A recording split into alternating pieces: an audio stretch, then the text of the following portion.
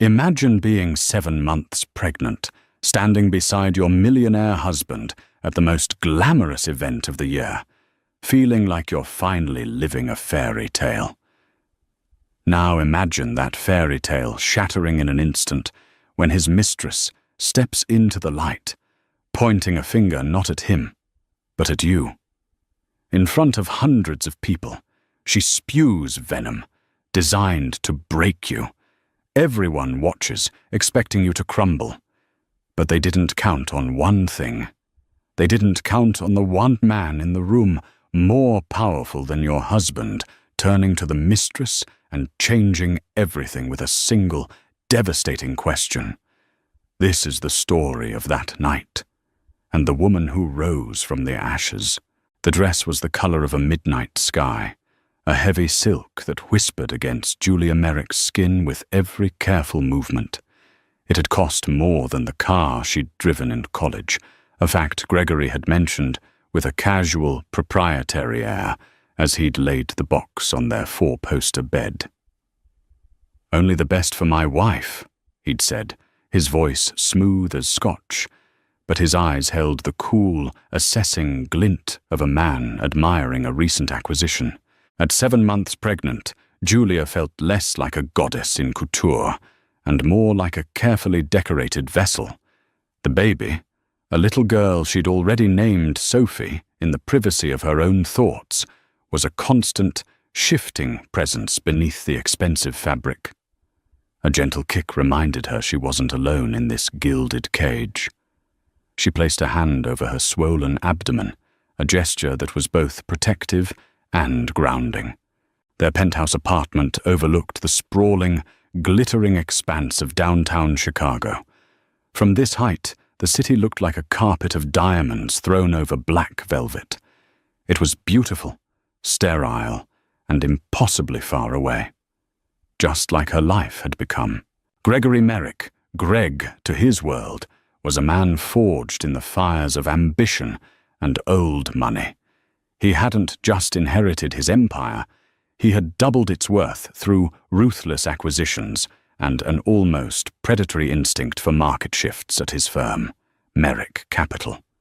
He moved through the world with an unshakable confidence that bordered on arrogance, a magnetism that drew people in and a coldness that kept them at a calculated distance.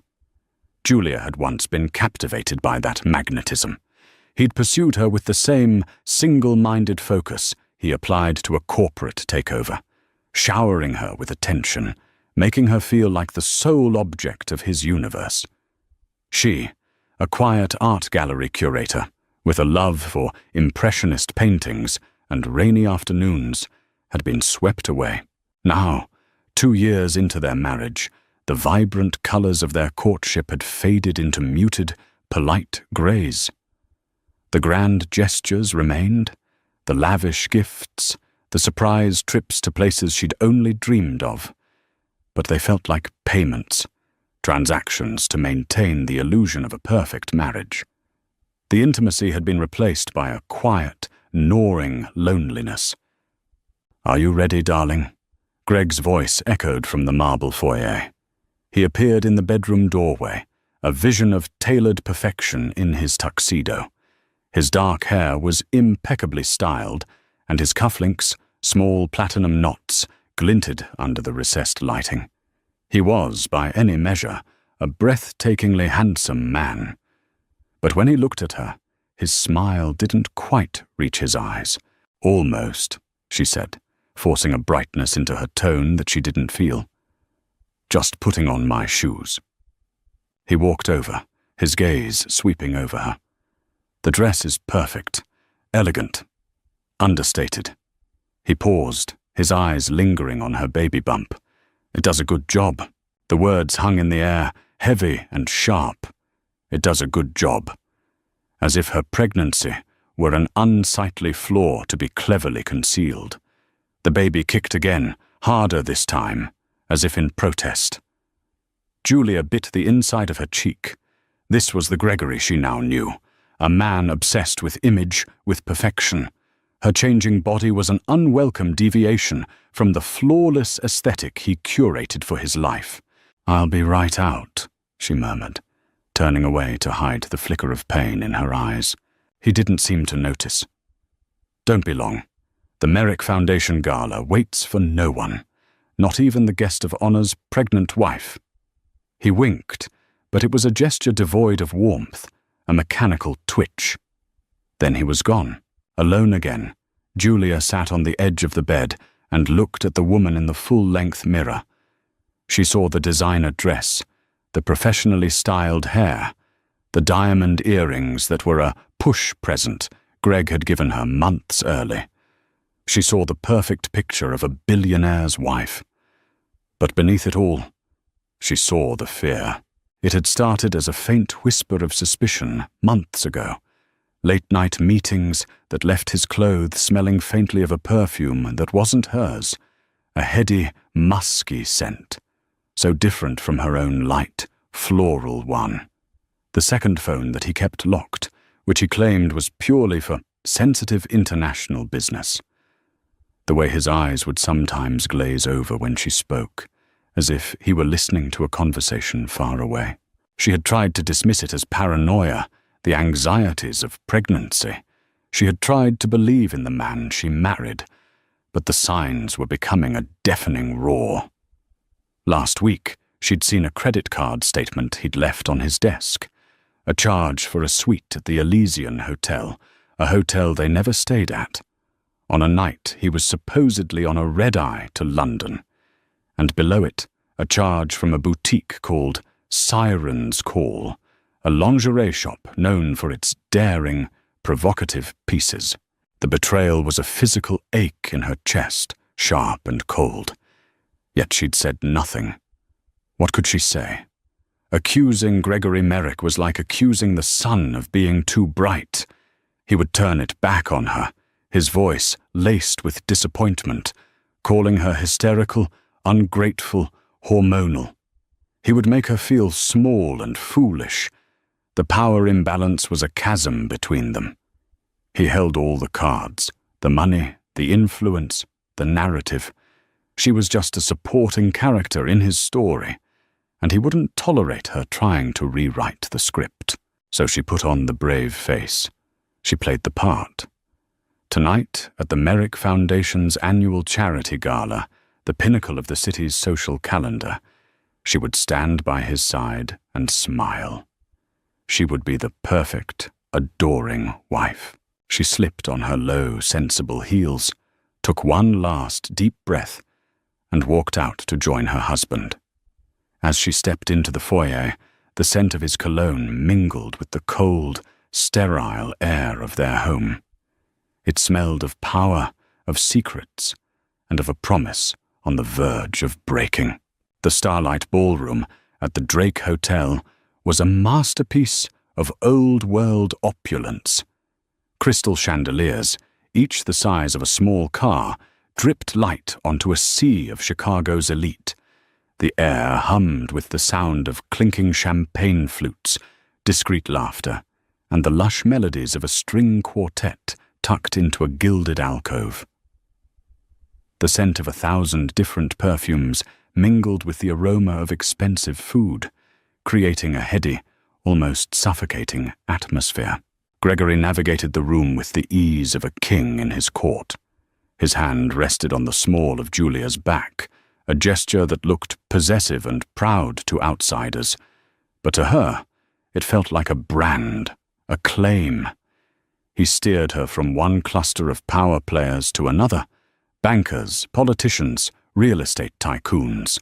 They greeted him with deference, and her with a polite, dismissive curiosity. She was Mrs. Merrick, an accessory to his greatness. "Julia, you remember Senator Davies," Greg would say, his smile wide and blinding. "Of course.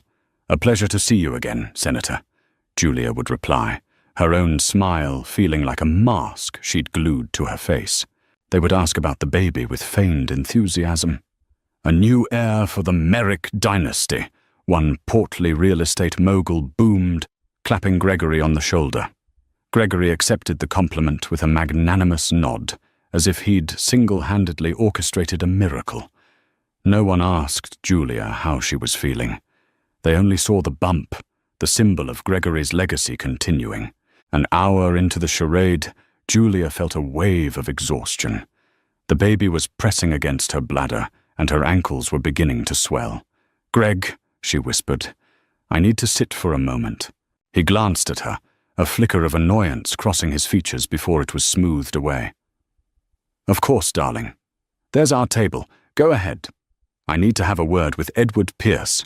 He gestured towards a man standing near the grand windows overlooking Lake Michigan. Edward Pierce was Gregory's chief rival, a tech billionaire who'd built his fortune from scratch with a quiet, intense brilliance that the old money establishment found both unnerving and fascinating. He was tall and lean, with an air of stillness about him that contrasted sharply with Gregory's restless energy. While Gregory was all polished charm, Edward was understated, his gaze sharp and analytical. The two men circled each other in the business world like wary predators, their rivalry the stuff of financial news legend. "Be right back," Greg said, his hand dropping from her back, releasing her. She felt a strange mix of relief and abandonment as he walked away. Julia made her way to their designated table at the front of the ballroom. As she sat down, sighing in relief as the pressure eased on her feet, her eyes scanned the crowd. And then she saw her. The woman was standing near the bar, holding a glass of champagne. She was a stark, fiery contrast to the ballroom's muted elegance. Her dress was a slash of crimson satin that clung to a figure that was all sharp angles and dramatic curves. Her hair was a cascade of raven black curls, and her lips were painted the same bold red as her dress. She laughed, a throaty, confident sound that cut through the polite murmur of the room, and as she turned her head, Julia's blood ran cold. It was the woman from Greg's phone. Julia had found it by accident 2 months ago. Greg had left his business phone on the nightstand, and a notification had lit up the screen. It was a photo. This woman, wearing nothing but a black lace robe, lounging on a hotel bed that Julia recognized as the kind from the Elysian. The caption read, "Missing my king. Hurry back." Julia's heart had hammered against her ribs. She'd wanted to scream, to throw the phone against the wall, but the fear had paralyzed her. The fear of Gregory's denial, his rage, his power. So she had put the phone down, her hand trembling, and had buried the image deep inside her, where it had festered like a poison. Now here she was, in the flesh, in their space. The woman's eyes swept the room with a look of brazen ownership, as if she were searching for someone. Her gaze passed over Julia, dismissed her, and then found Gregory, who was now concluding his conversation with Edward Pierce. A slow, predatory smile spread across the woman's face. Gregory saw her, and for a split second, a micro-expression, not of panic, but of something akin to pleased anticipation, crossed his face before being replaced by his usual mask of cool indifference. He was in on this. He knew she would be here. The realization hit Julia with the force of a physical blow. This wasn't a mistake or a coincidence. This was a performance, a power play, and she was the unwitting audience. Her breath hitched. The room suddenly felt airless, the chatter and music a meaningless drone.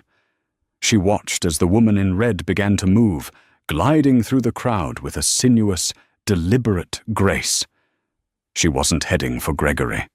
She was heading directly for their table, directly for Julia. Every instinct screamed at Julia to run, to flee, to escape the impending humiliation, but her legs felt like lead. She was pinned to her chair by the weight of her own shock and the crushing reality of her husband's betrayal. She was a prop, and the main act was about to begin. Her gaze darted back to Gregory. He was watching, a faint, almost imperceptible smirk on his lips. He wasn't going to stop this. He was going to enjoy it. The woman in red moved like a panther, her crimson dress a river of silk, parting the sea of black tuxedos and jewel-toned gowns. Heads turned as she passed, drawn by her audacious beauty and the palpable aura of drama that surrounded her.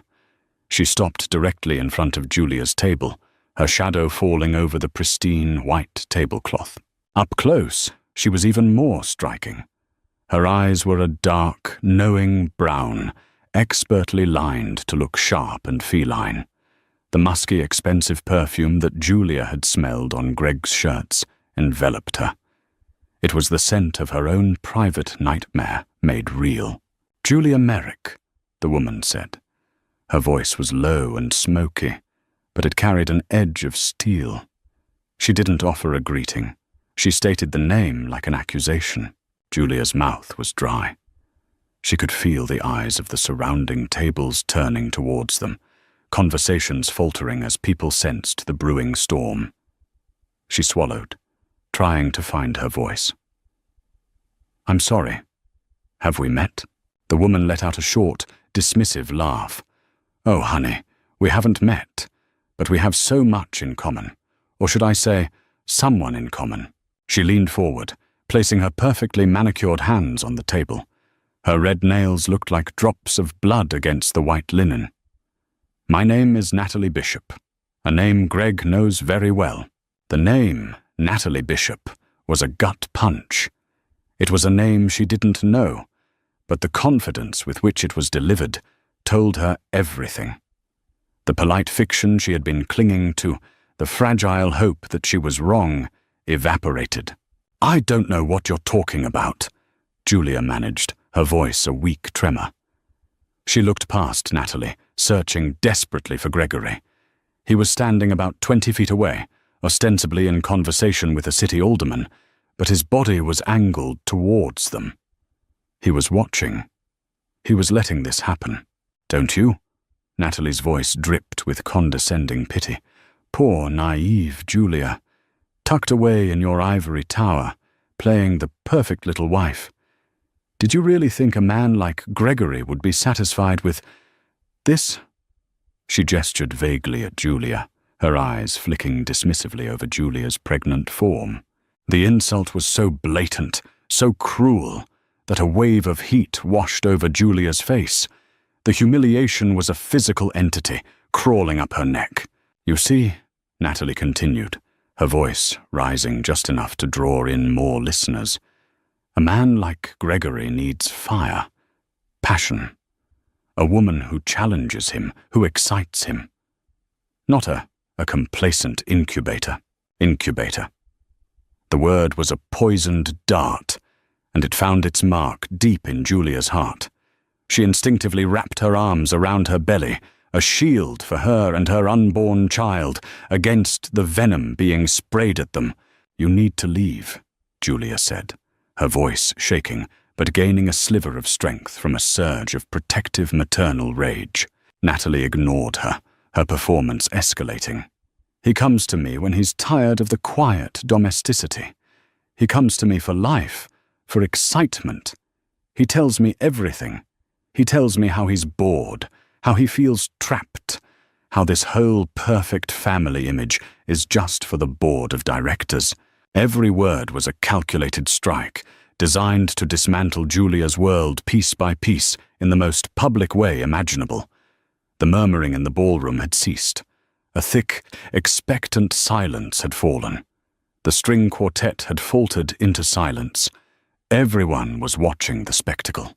It was better than any auction item or keynote speech.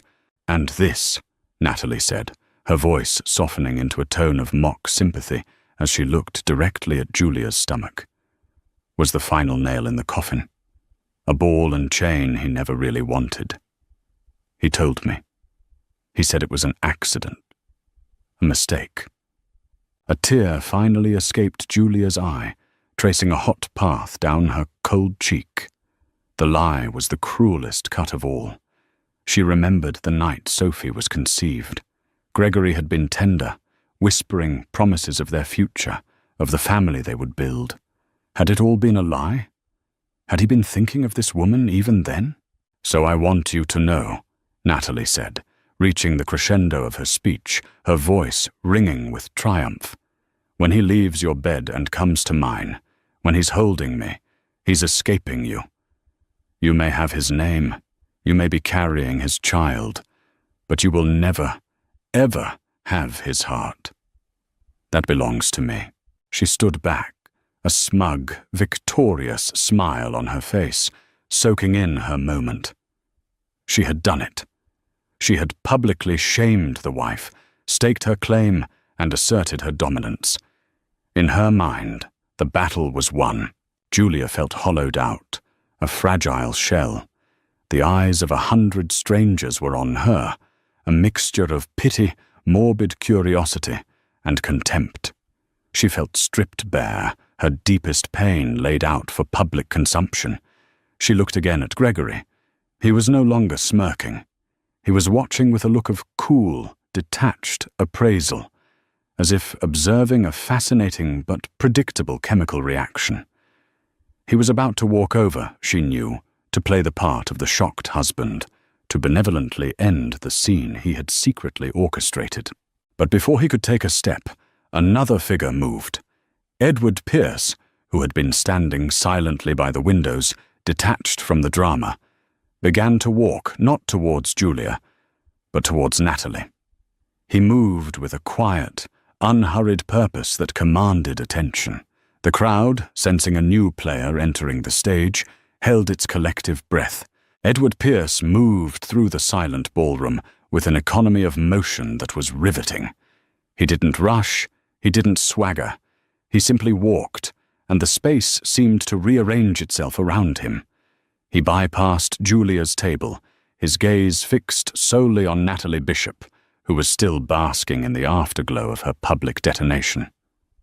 She watched him approach, her smug expression faltering slightly, replaced by one of confusion.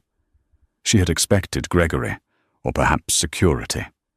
She had not expected Gregory Merrick's biggest rival. Edward stopped a few feet from her. He was taller than she was, even in her heels, and his presence was one of immense, quiet gravity. He wasn't overtly threatening, but the intensity in his dark, intelligent eyes was unnerving.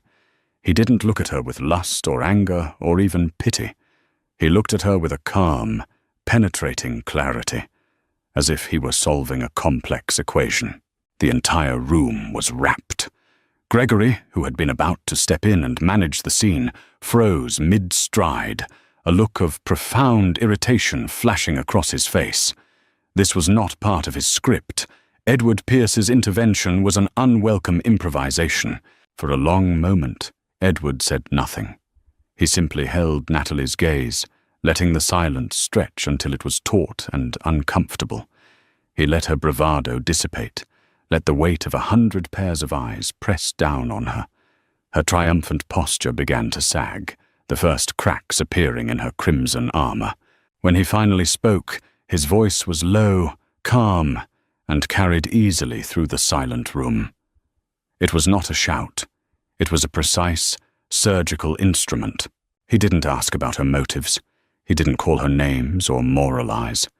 He looked at her, then gave a brief, almost imperceptible glance towards Gregory, who stood frozen like a statue, and then his eyes returned to Natalie. He asked her one question. "He promised you everything, didn't he?" The question was so simple, so unexpected, that Natalie blinked. It wasn't an attack. It sounded almost sympathetic. She lifted her chin, recovering a sliver of her defiance. "He loves me. He's going to leave her for me." Edward gave a slow, deliberate nod, as if considering her words. He took another small step closer. "He promised you the world," he affirmed softly. "The money, the trips, the status. He promised that one day you'd be the one on his arm at events like this. He promised you'd be the one with the ring and the penthouse and the respect." He paused, letting his words paint the very picture of the fantasy she was clinging to. He made it real, tangible, before he shattered it. His eyes, sharp and unflinching, bored into hers. "But did he ever promise you his name?" The final 4 words landed like stones in the dead silence. "Did he ever promise you his name?" The question was a masterpiece of psychological destruction. It didn't challenge her claim on Gregory's heart. It bypassed the emotional argument entirely and went straight for the cold, hard currency of their world: legacy, status, and legal standing. The name. Merrick. The name on the foundation, the buildings, the stock certificates. The one thing Julia had that Natalie so desperately craved. Natalie's face, which had been a mask of triumphant pride, crumbled. The color drained from her cheeks, leaving her lipstick a garish slash of red. Her entire, carefully constructed reality was being dismantled by that one simple question. She had fixated on winning Gregory's affection, believing it was the key to everything else. Edward Pierce had just illuminated the brutal truth. To a man like Gregory, love was a commodity, but his name was his kingdom. And he would never, ever give the keys to the kingdom to a mistress. She was a diversion, not a successor.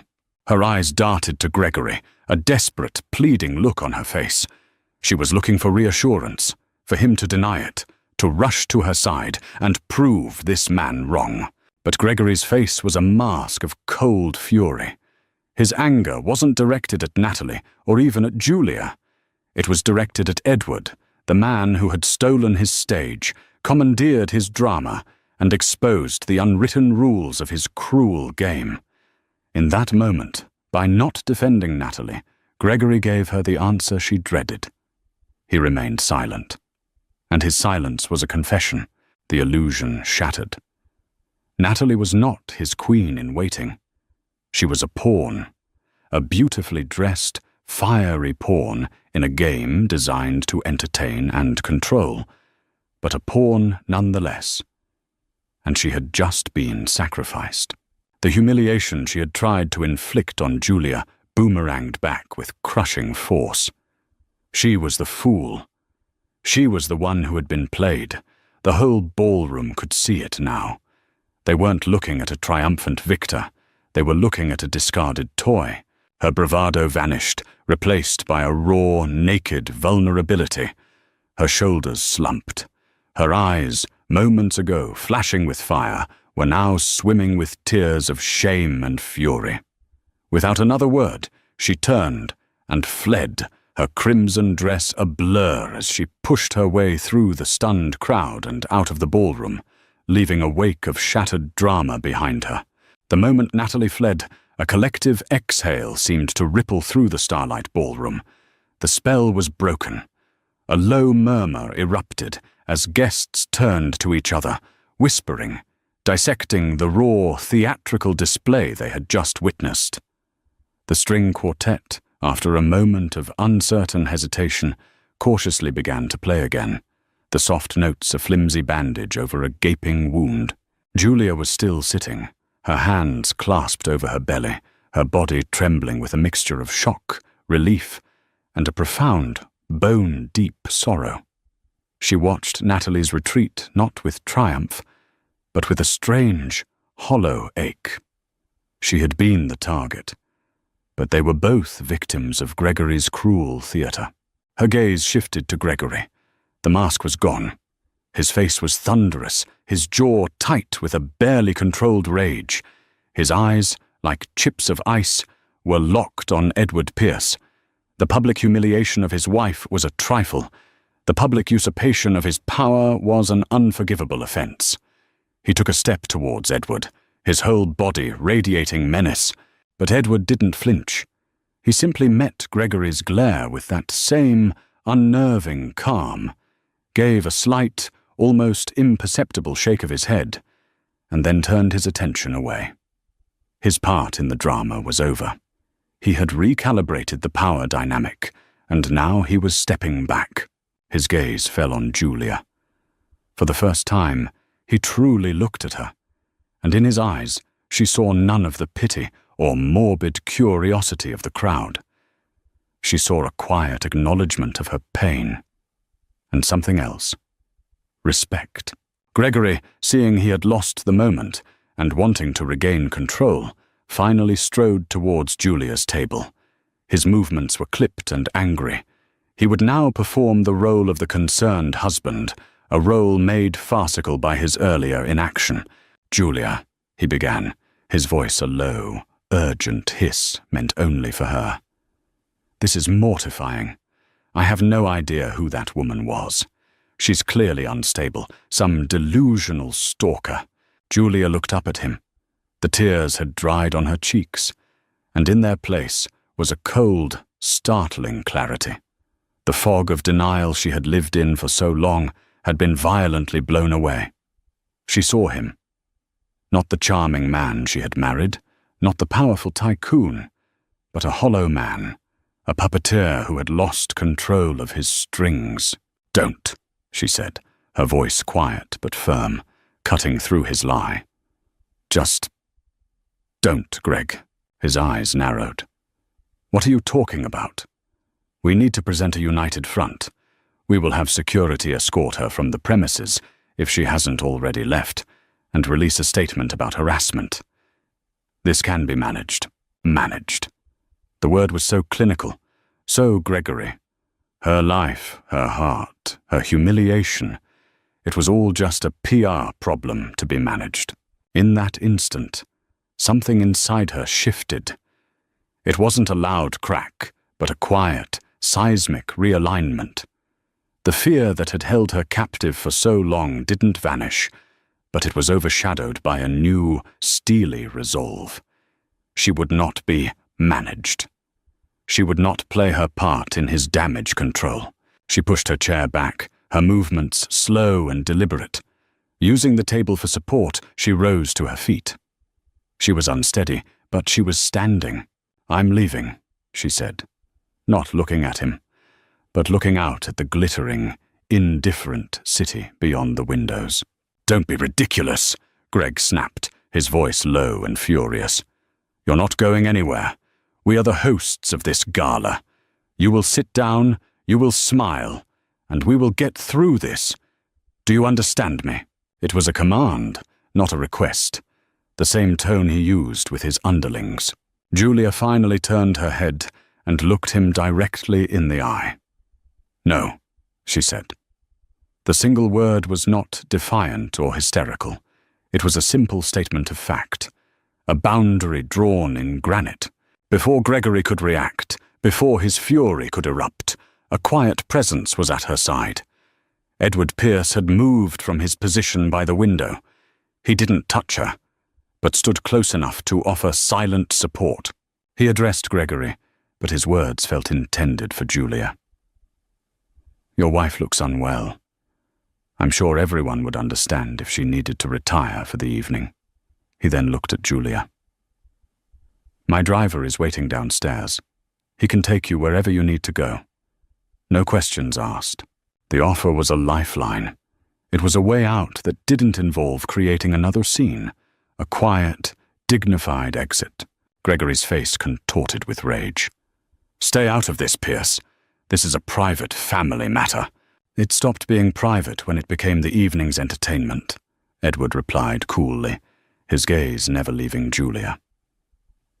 "The choice is yours, Mrs. Merrick." He called her Mrs. Merrick, not Julia. It was a sign of respect, a recognition of her standing, however fraught it might be. He was giving her agency, a choice she hadn't felt she'd had in years. She looked from Gregory's enraged face to Edward's calm, steady one. She thought of the cold, empty penthouse upstairs. It wasn't a home. It was a stage set. It was the last place on earth she wanted to be. "Yes," she whispered, her voice still shaky but clear. "Thank you." She took a step away from the table, away from Gregory. It felt like stepping off a cliff. Gregory reached out to grab her arm, but Edward subtly shifted his position, blocking him. It was a small, almost imperceptible movement, but it was definitive.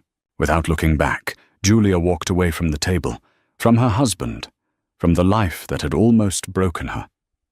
Edward fell into step, a respectful pace behind her, a silent guardian clearing a path through the gawking crowd.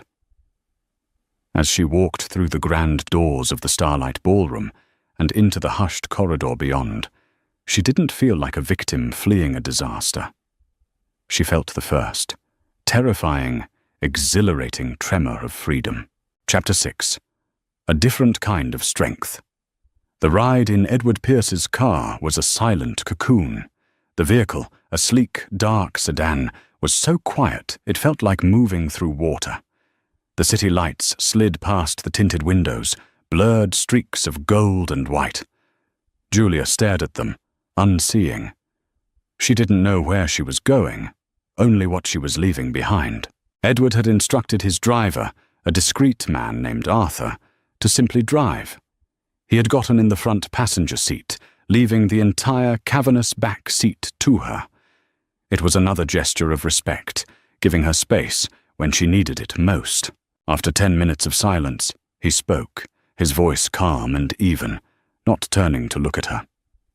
"Is there a friend's place I can have Arthur take you? A family member?" The question brought the logistical reality of her situation crashing down. Her family was in Oregon, a world away. Her friends in Chicago, they were mostly couple friends, people she knew through Gregory. Calling them would mean explaining, reliving the humiliation, and inevitably, they would side with the power and influence Gregory commanded. I have one friend," she said, her voice raspy. "From before Greg." Her name was Tessa, a fiery, no-nonsense artist she'd worked with at the gallery. They had drifted apart after Julia's marriage, not from any falling out, but because their worlds had become so different. Tessa lived in a small, cluttered apartment in Wicker Park, surrounded by paint-splattered canvases and half-finished sculptures. It was a world away from the sterile perfection of the penthouse. It was real. She gave Edward the address. He relayed it to Arthur, and the car changed course. "Thank you," Julia said, the words feeling inadequate. For helping me. Anyone with a shred of decency would have done the same," he replied simply. "What Gregory did tonight, what he allowed to happen, was unforgivable." He paused. "For what it's worth, I don't believe for a second that your child was a mistake. I saw his face when that mogul called the baby the new heir. That's all he sees, a legacy. He was angry tonight, not because you were hurt, but because his asset was tarnished. His words were blunt, but they were true." Hearing the truth spoken aloud by someone else was strangely liberating. It validated the ugly reality she had been trying to deny. When they arrived at Tessa's brick walk-up building, Edward got out of the car with her. Arthur remained behind the wheel. "Are you sure you'll be all right?" he asked, his expression one of genuine concern. "Yes," Julia said, finding a sliver of confidence. "Tessa's a good friend." He reached into his jacket and pulled out a simple, elegant business card.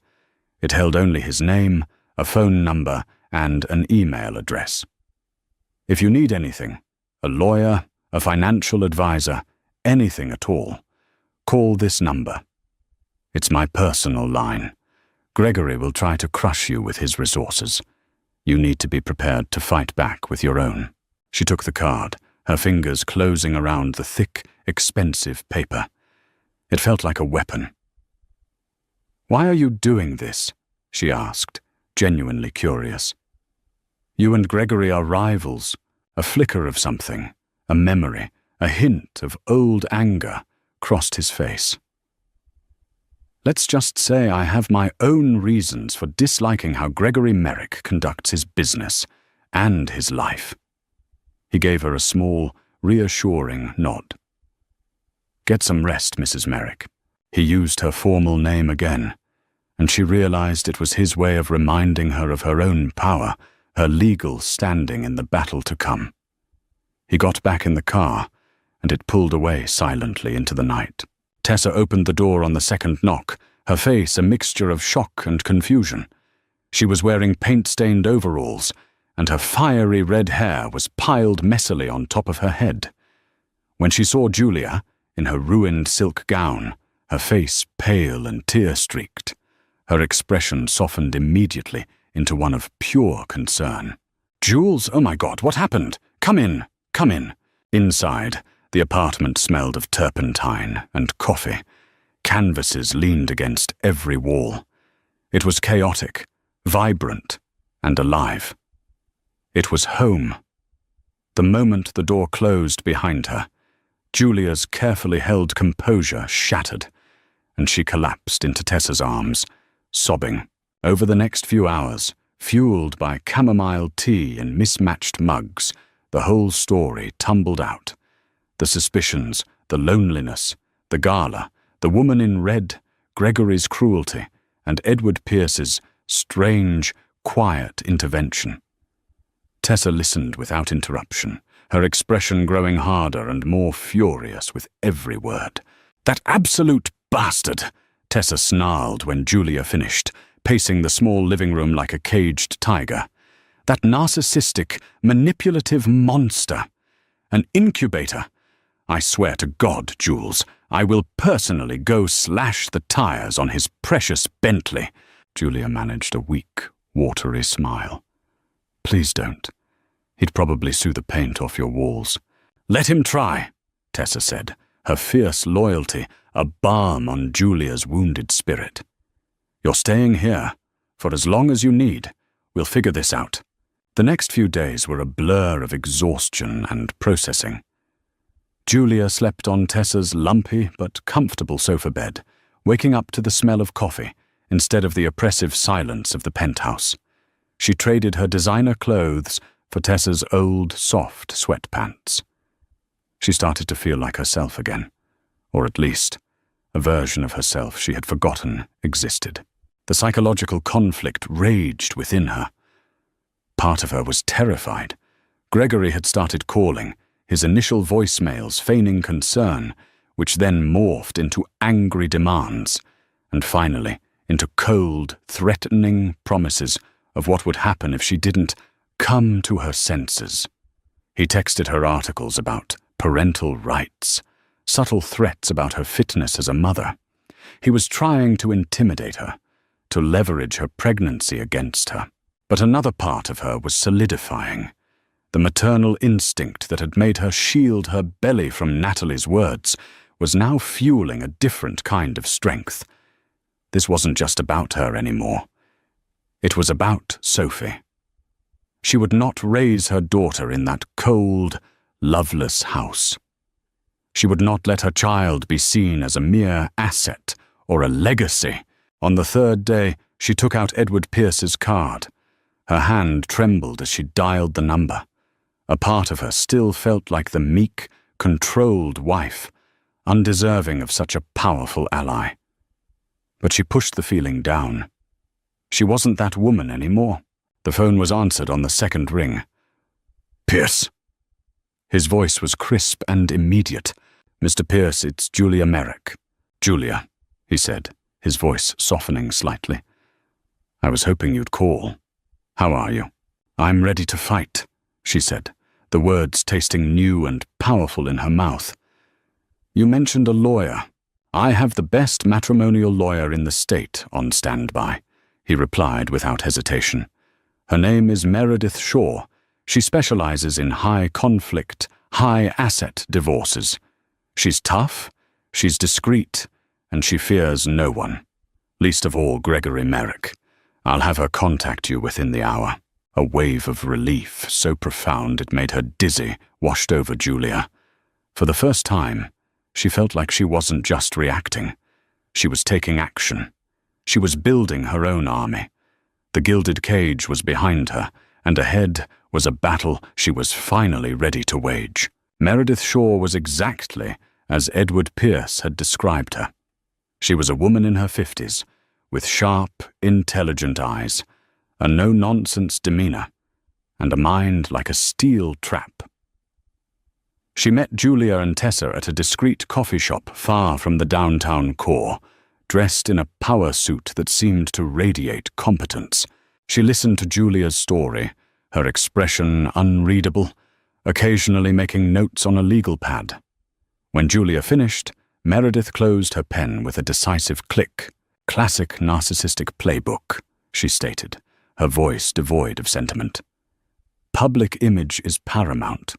Control is the objective." He orchestrated that entire scene at the gala, not just to humiliate you, but to gauge your reaction, to reinforce his power over both you and his mistress. It backfired because of Mr. Pierce's intervention, which has made him unpredictable and, therefore, more dangerous. Julia felt a chill. What does he want now? "He wants you back under his control," Meredith said plainly. "He'll start with threats, then move to promises, then back to threats. He will try to paint you as an unstable, hormonal, unfit mother. Our job is to document everything and build a case that proves he is the one creating a toxic environment for the child." The strategy was set. Meredith's team immediately filed for legal separation and a temporary restraining order, citing emotional distress and creating a hostile environment. Gregory, as predicted, retaliated. His legal team, a phalanx of corporate litigators unused to the nuances of family law, fired back with motions demanding Julia submit to a psychological evaluation. They leaked sanitized stories to gossip columns about their concern for Julia's erratic behavior. It was a war fought not in trenches, but in court filings and press releases.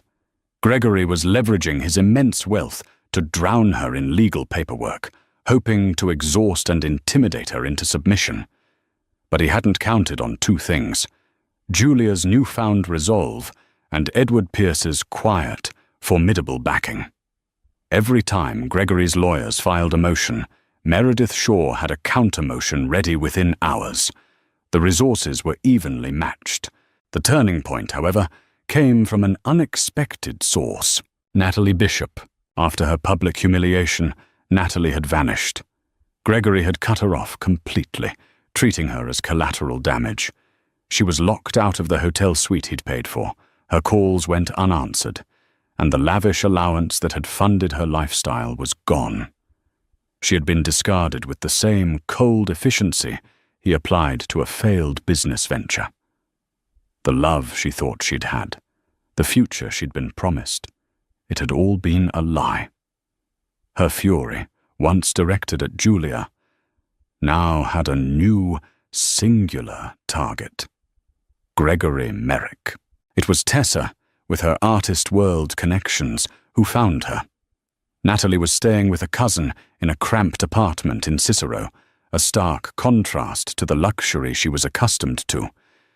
She was broken, angry, and vengeful. Julia agreed to meet her. They sat in the same anonymous coffee shop where Julia had first met Meredith Shaw. Natalie looked smaller without her crimson armor, her face pale, and her eyes filled with a bitter, resentful fire. "Why should I help you?" Natalie spat, her voice laced with venom. "You still have everything."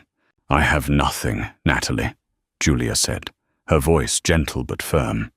"I'm sleeping on a friend's couch. My husband is trying to prove I'm insane so he can take my child away. The everything you see was an illusion. For both of us." She leaned forward. "He played us against each other. He used your passion to make himself feel powerful, and my compliance to maintain his public image. We were just two sides of the same coin for him. As long as we're fighting each other, he wins." Natalie stared at her, the fight draining from her eyes as Julia's words sank in. She saw the truth in them. "What do you want?" Natalie asked, her voice barely a whisper. "I want the truth," Julia said.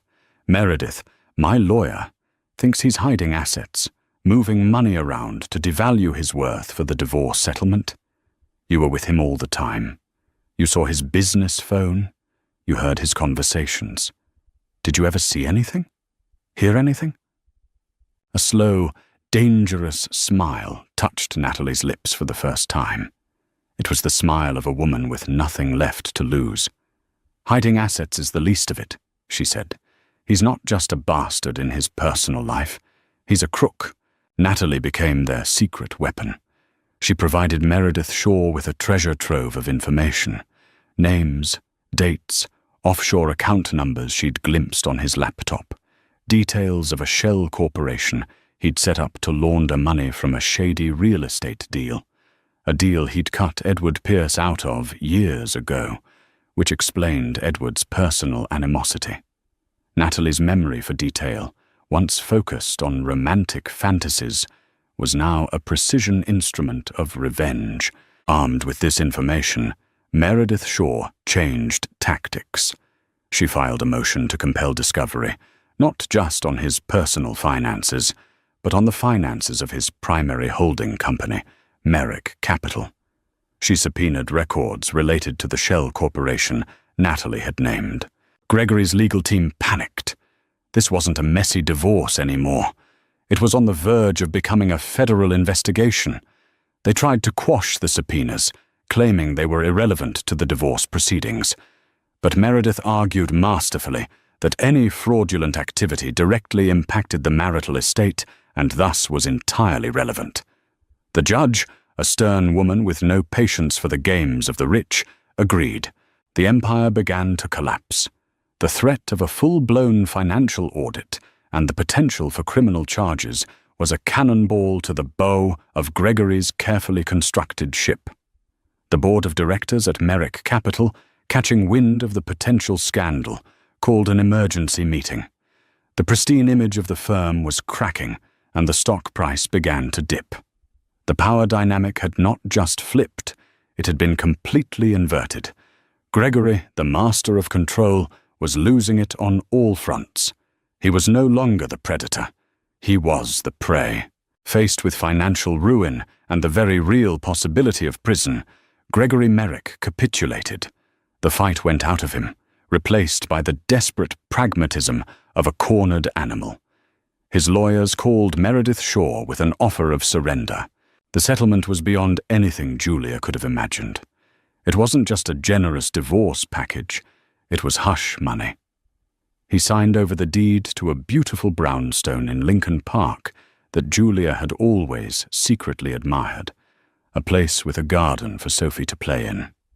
He established an irrevocable trust for the child that would make her independently wealthy for life, and he agreed to a lump sum payment to Julia that would ensure she would never have to worry about money again.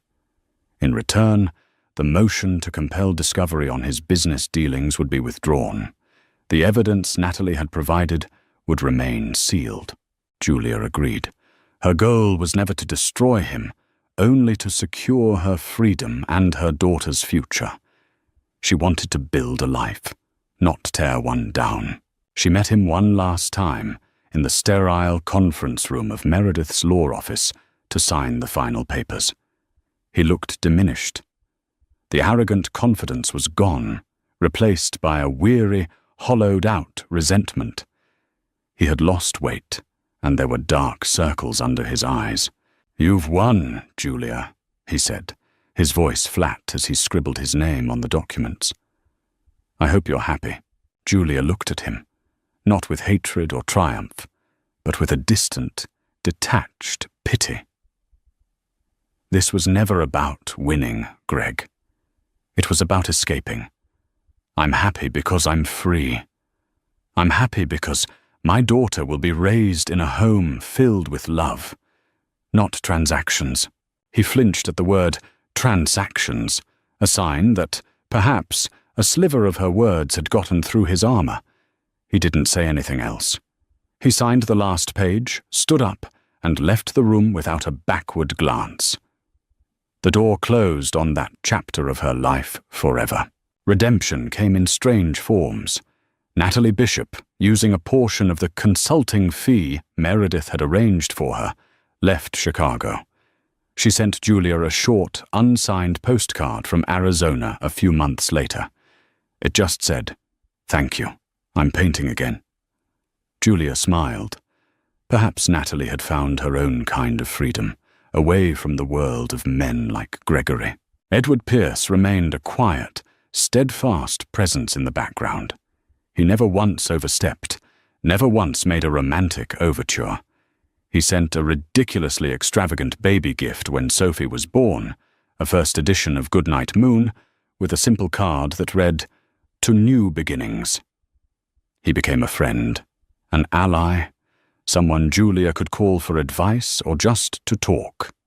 Their relationship was built on a foundation of mutual respect, with the quiet, unstated possibility of something more in a future that was not yet written. Months later, Julia stood in the sun-drenched living room of her new home.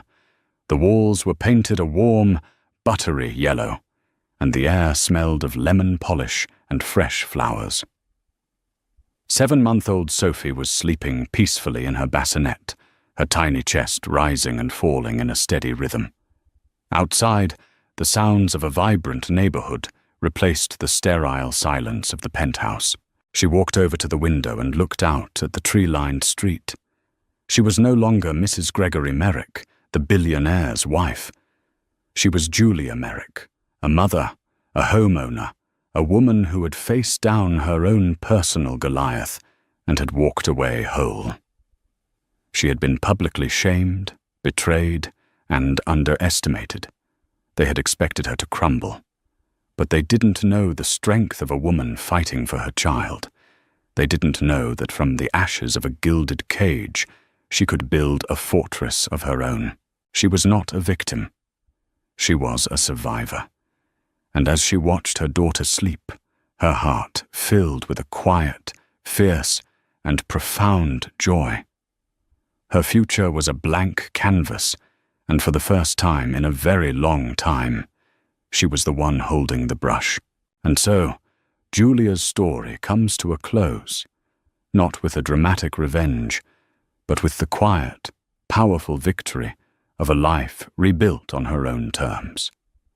It's a story about how our deepest betrayals can sometimes lead to our greatest strengths, and how the right question at the right time can change the course of destiny. What did you think of the characters' journeys? Was Natalie's final act one of revenge or redemption? And what about Edward Pierce's quiet support? We'd love to hear your thoughts in the comments below. Every character in this story faced a moral crossroads. What would you have done in their shoes? If this story of betrayal, empowerment, and resilience moved you, please show your support by hitting that like button, sharing it with someone who loves a powerful drama, and most importantly, subscribing to our channel. We have so many more stories to tell about the complex, messy, and beautiful corners of the human heart. Thank you for watching.